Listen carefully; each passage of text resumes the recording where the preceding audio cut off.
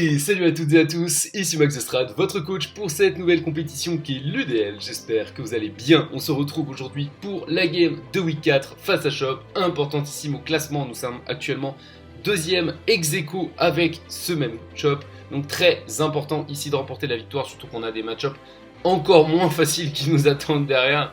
Donc clairement, si Primo Groudon n'est pas le cadet de nos soucis, c'est qu'il y a un problème. Donc il faut vraiment essayer d'aller le plus haut dans le classement tant qu'on le peut, parce qu'il y a des matchs, voilà, vraiment à enjeu qui arrivent rapidement derrière. Donc importantissime de gagner cette rencontre. Pour ceux qui n'ont pas vu la vidéo Team Building, évidemment, n'hésitez pas à aller la checker. Et sans plus tarder, on va faire un petit point composition sur ce que nous a ramené notre adversaire. On a évidemment le Primo Groudon, suivi de Arceus Fly, Naganadel, le duo défensif Deoxys Défense plus Alomomola, et enfin Regidrago, Terra Dragon et potentiellement Terra Steel. C'est ce qu'on verra pendant la game. En tout cas, compo assez attendu pour ceux qui ont regardé la vidéo build encore une fois. Clairement, il n'y a que le Regidrago, même si j'y suis préparé évidemment. On a le Coco, on a le Iron Threads qui sont là quand même pour gérer ce petit Regidrago, couplé également à OO qui peut faire, même s'il est scarf, un peu de taf. Donc pour le coup, c'est pas une compo qui me fait vraiment très peur sur le papier, d'autant plus qu'il n'y a pas Klefki. Alors Klefki n'était pas spécialement bon sur le match-up, mais c'est toujours chiant d'avoir un Klefki qui vient poser ses spikes, qui vient poser ses screens, etc. Donc disons que je suis à l'aise parce que je sais globalement tout ce que les pokés adverses peuvent faire, et je me sens très à l'aise dans la game. Sans plus tarder, on va commencer la game. Et déjà, petite entorse à mon game plan, il faut savoir s'adapter dans la vie. Et non, je ne vais pas lead avec Iron Threads, mais je vais lead tout simplement avec mon Coco, parce que je sentais venir une douille côté shop. Je sais pas pourquoi, j'étais pas très serein, et je me suis dit en fait, il y a de grandes chances qu'il puisse lead avec Deoxys Défense ou Alomomola pour juste attendre de voir ce que je vais faire et tout simplement agir en conséquence. Donc soit poser des hazards, soit faire du flip turn avec Alomomola, etc. Et donc ça, je le voulais vraiment pas. Et je me suis dit, bah, vu qu'il ramènera pas Groudon en lead, c'est une évidence, bah, normalement, Coco est assez safe. Naga, je m'y attendais pas trop non plus. Et c'est le Arceus Fly qui va arriver. Donc là, je suis extrêmement bien. Je connais évidemment le style de jeu de Shop. Je me dis, ça m'étonnerait qu'il y ait un Earthquake qui parte directement. On va faire le taunt parce que ça pue les pièges de rock, les screens, n'importe quoi. Et en effet, ça va être les pièges de rock. Donc là, évidemment, il va décider de ne pas rester. Et je vais anticiper ça naturellement avec un Nature Madness. Le Arceus qui n'a pas osé stay-in face à Coco. Quelle surprise. Et là, je vais tout simplement faire mon calque. Et je vois que si jamais il terra acier, ce qui était fort probable, parce que s'il me l'envoie comme ça, c'est quand même qu'il a quelque chose pour le Dazzling Beam. Je me suis dit, il va terra acier, donc qu'est-ce que je fais concrètement? Est-ce que je peux le tuer avec T-Bolt? Je le tuais pas, parce que vous le savez, je suis full PV, et j'ai pas beaucoup d'investissement en attaque SP. Donc je me suis dit, bon, c'est pas très rentable de rester se prendre un séisme, vu le match-up potentiel de Coco. Je vais tout simplement aller sur OIS, qui de toute façon va pouvoir prendre le Earthquake, va pouvoir prendre un Terra Blast acier. Je l'imagine pas trop taper un gros Dragon Energy comme ça d'entrée sur Coco, donc je me dis c'est 100% safe. De toute façon j'ai G-Force, hein, donc même le Dragon Energy je le tank. Je vais arriver et il va tout simplement faire une Dragon Dance, donc là absolument pas menaçant, parce que je me dis bah c'est l'occasion de prendre le premier kill avec ce OO Scarf. Et donc là très bien, pour le coup OO Scarf qui prend son premier kill, donc c'est exactement ce que je voulais qu'il fasse. Et on va même pas avoir besoin d'user du G-Force. Le problème c'est que ça reveal évidemment mon item, et il va pouvoir ramener le Primo Groudon. Là vous avez vu le team building encore une fois, ça go sur Jugulis directement et ça va rock polish du côté de mon adversaire.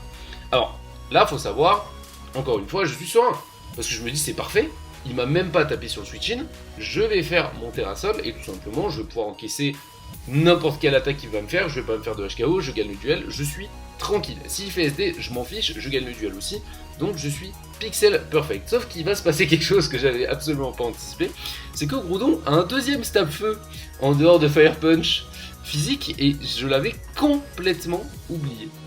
Et d'ailleurs, heureusement que j'avais l'énergie booster parce que le champ s'enlève. Je vais taper mon Terra Blast, sauf qu'il va me reveal, il crash. Et là, c'est pas du tout les mêmes dégâts que ceux que j'avais anticipés au team building sur un Précipice Play. Hein. Là, on parle d'un gros il crash 120 BP sous Sun stabé de Primo Groudon, ça me démolit.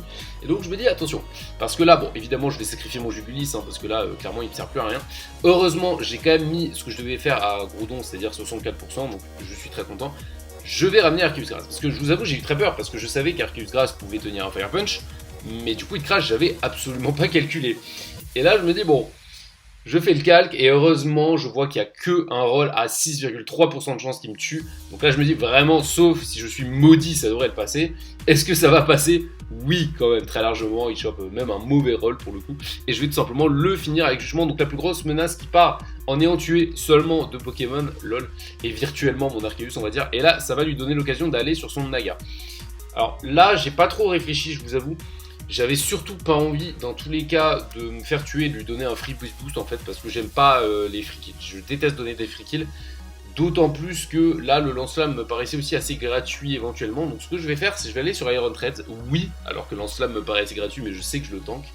Donc je vais aller tout simplement sur mon Threads. Et je me dis, s'il tape Nasty Plot, de toute façon, je le dépasse. Parce que j'ai le booster énergie. Donc c'est ce que je vais faire directement. Et vous allez voir, il va reveal en effet la Nasty Plot. Et là, c'est vrai que ça va commencer à être compliqué parce que je tape Earthquake et évidemment, il va avoir la Sash. Je m'attendais plus à une Chukaberi, mais la Sash aussi, pourquoi pas, ça marche très bien. Et il va me taper un gros lance-flamme qui va one-shot et il va se booster en speed. Mais encore une fois, pas de panique. Pourquoi? Parce qu'on a une marge d'erreur, encore une fois, parce qu'on a tous nos Poké full vie. Et OIS va évidemment tenir comme un chef. Si vous vous demandez, Draco Meteor, c'était le même résultat. Je le tankais. Et je vais pouvoir tuer donc OO qui fait un taf incroyable dans cette game. Je vais pouvoir profiter de Regiforce évidemment et switch out. Là, le Deoxys Défense arrive. Alors, j'ai hésité à me sacrifier sur lui. Mais je me suis dit, bon, encore une fois, mon adversaire aime beaucoup jouer avec les douilles, il aime beaucoup jouer tout ça. Et je sais pas pourquoi je me suis dit, je le vois bien Cosmic Power quand même, ce Deoxys, parce que il y a des games où il a joué full screen pour Primo Groudon. Il y a des games où il a joué même 2 Poké sans jouer d'attaque offensive dessus. Je crois que c'était Momola et Deoxys justement. Là je me dis, ok, il m'a reveal quoi? Il m'a reveal Regidrago dans Draco. Il m'a reveal Primo Groudon, en tout cas Rock Polish, je sais pas s'il avait SD. Et il m'a reveal le Naganadel Focusage. Donc, disons que la dynamique de son équipe c'est sweeper, sweeper, sweeper, sweeper, sweeper. Et j'enchaîne les douilles. Donc je me dis, à mon avis, ce Deoxys Défense, il a pas forcément les picots et je vois venir un Cosmic Power. La façon dont il me l'envoie sur OO comme ça, qui est Lock Scarf, je me suis dit, il m'envoie pas le moment là-dessus, ça pue le Cosmic Power, donc je vais aller sur Coco, tout simplement pour avoir la possibilité de le taunt en cas de problème, et c'est exactement ce qui va se passer, il va faire Cosmic Power, et donc là, bah pour le coup, j'ai aucun souci avec ça, parce que je suis full PV, donc je sais que le duel, je vais le gagner tous les jours de la semaine, je vais faire le provoque, et il va me reveal Charge Beam, assez marrant pour Jugulis et OO en vrai, c'était assez intelligent. Malheureusement pour lui, c'est Coco qui vient, qui va taper ses Nature Madness tranquillement, il va miss le Charge Beam, décidément, il a pas de chance. Et je vais spammer tout simplement pour gagner tranquillement mon duel. Il ne peut pas recover évidemment puisqu'il est taunt. Là, il va perdre la taunt et tout simplement je vais décider de taper parce que je me doute qu'il va pas directement taper un recover. Je me dis de toute façon voilà, il va arriver le Storage Power. Là j'ai bien anticipé, par contre je vais pas prendre le risque une deuxième fois parce que j'étais pas sûr de le tuer avec des aiguilles. Donc je fais le taunt et là il va arriver le repos.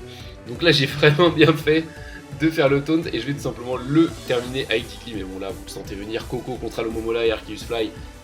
Mon adversaire aussi va le sentir venir et va tout simplement forfeit la game. On n'en verra pas plus. Coco va prendre donc les deux derniers kills également. Et c'est une victoire 4-0 qui fait extrêmement plaisir face à Chop. Pour le coup, Coco a fait un taf juste monumental, détruisait complètement mon oppo. Je suis très content parce que j'ai rarement sorti des Cocos comme ça full PV. Et là, bah, il faut bien admettre que le Poké était juste incroyable dans le match-up. Et encore une fois, ce Primo Groudon, eh ben, on l'a géré exactement comme on avait anticipé au team building. Et c'est là que c'est important, je vais faire une petite parenthèse vu que la vidéo ne doit pas être très longue, sur comment gérer certains Pokémon et surtout comment un game plan peut se réaliser en game. En fait, c'est important de pré-shot énormément de situations avant la game. Et ça, il y a beaucoup de gens qui juste prennent leurs 6 meilleurs Poké dans le match-up et se disent voilà, j'ai fait un build. Non, le build, c'est avant tout anticiper les situations, anticiper des choses à l'avance. Et typiquement, si on regarde le match, bon, je relancerai pas la game, mais si vous relancez le match, plusieurs moments, c'est exactement ce que je dis dans le team building. Voilà, Groudon arrive, bim, Jugulis, Rock Polish. Bon, là, il y avait le côté un peu inattendu avec le hit crash, mais qu'est-ce que j'avais dit dans le team building? L'objectif, c'est pas forcément de l'empêcher de se placer, c'est de lui mettre au moins 60% quand il essaiera de se placer. Et c'est exactement ce qui s'est passé. Le Threads, bah, il est arrivé, il a mis la pression au Naganadel comme je le voulais. Le Coco, il a mis les taunts exactement comme je voulais. Bon, ça se passe pas toujours aussi bien, mais toujours est-il qu'en fait, il y a très peu de play sur cette game où j'ai eu réellement à réfléchir. Et je pense que c'est ça le plus important. Et tout simplement, j'avais prévu un peu une marge d'erreur, et ça se voit, hein. La game honnêtement se joue pas à beaucoup, hein. Si Naganadel a de quoi tuer OO, si OO est un tout petit peu weaken, je perds la game. Si pour le coup le Groudon avait chopé le roll sur Arceus, je perds la game. Mais c'est le fait d'avoir quand même un type build qui est pré-shot un peu toutes ces situations qui fait que pour le coup j'ai à chaque fois des pokés full B qui sont là pour encaisser les sweepers et pour remporter tranquillement ce match. J'ai même pas eu à sortir mon Eternatus qui avait pourtant le meilleur match-up de toute mon équipe, mais en tout cas c'est un match qui fait clairement plaisir à gagner. GG Shop, et on va se retrouver pour le team building de Week 5, à voir qui sera notre adversaire. Pour le moment je ne sais pas, mais dans tous les cas il reste quand même quelques matchs un peu compliqués à jouer, donc il va falloir rester très très vigilant. En tout cas c'était Max The Strat et je vous dis à la prochaine.